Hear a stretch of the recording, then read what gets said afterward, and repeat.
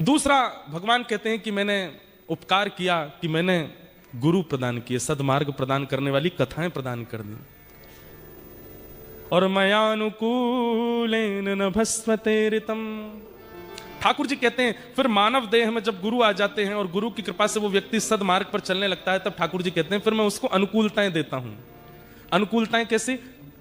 Australia में रहते हुए भी सत्संग प्राप्त होना, ऑस्ट्रेलिया में रहते हुए भी रसिकों के दर्शन मिल जाना, ब्रज का प्रसाद मिल जाना, ठाकुर जी के प्रति प्रेम हो जाना, ये सब ठाकुर जी अनुकूलताएं देते हैं। ये मेरी तीसरी कृपा है। और इन तीन कृपाओं का जो भरपूर प्रयोग करके बिल्कुल व्यवस्थित होकर के इन तीनों कृपाओं का अनुभव कर लेता है, तब ठाकुर जी कहते हैं उसको फिर मेरी प्राप्ति होती है। भैया, और किसी देह में भगवत प्राप्ति संबंध नहीं है। सुअर को भगवान नहीं मिलेंगे, गधा को भी नहीं मिलेंगे, आपके ऑस्ट्रेलिया के क्या बोलते हैं उनको, उछलते हैं, कंगारू को भी नहीं मिलेंगे। मिलेंगे केवल मानव को। ये अपॉर्चुनिटी मिली है, इसका दुरुपयोग क्यों करते हैं हम? इसलिए समझ जाइए, हमारा ये कथा करना, इतनी दूर आना, भारत से भक्ति पथ भारत में अपना काम कर रहा है, उसको यहां स्थापित करना, इतने लोगों को एक साथ एकत्रित करना और पहली बार हमें पता चली है बात, पहली बार कोई कथा हो रही है जहां पर 1 रुपए की भी टिकट नहीं है। बताओ, कथा में भी टिकट होती है? रजिस्ट्रेशन हुए हैं सब लोगों के लिए। रजिस्ट्रेशन करना इसलिए अनिवार्य था कि आदमी आलसी है। हमारी बात सुनना, अगर ये कह देते ना ओपन टू ऑल है, सब लोग आओ, और नीचे लिखा हुआ था फॉलोड बाय प्रसादम, तो यहां पर भीड़ तो चलो आप लोग सुनने वाले तो आए ही हैं, बाकी की फिर कम से कम 2-2.5 हजार लोग तब आते जब कथा विश्राम हो रही होती है, भोजन मिलेगा।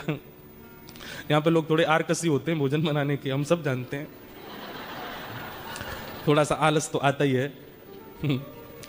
तो वो सब होता। तो फिर मैंने एक चीज कही, मैंने कि एक काम करो, 1 2 3 स्टेप थोड़ा रख लो, तो आलसी जीव होगा ना, वो करने में थोड़ा कतराएगा, रजिस्ट्रेशन नहीं करेगा। इसलिए हमने केवल एक रजिस्ट्रेशन नाम धर दिया, उसमें कोई फीस दक्षिणा कुछ ली नहीं गई है। तो ये सब आपके लिए यहां सुलभता प्राप्त हो रही है, इसलिए हो रही है कि ठाकुर जी चाहते हैं कि आप अपने सदगति करो, भगवत प्राप्ति के लिए मार्ग में बढ़ो।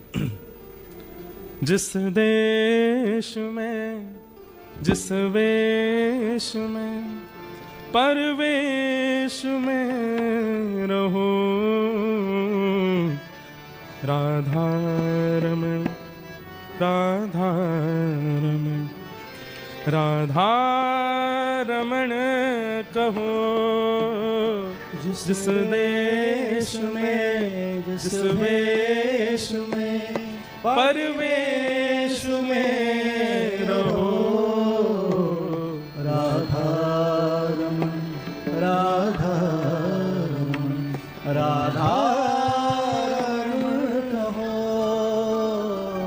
जिस हाल में, जिस काल में, जिस हाल में, जिस काल में, जिस चाल में रहो, जिस चाल में रहो, जिस रंग में, जिस ढंग में, जिस रंग में, जिस ढंग में, जिस संग में रहो, जिस संग में रहो। क्या करो?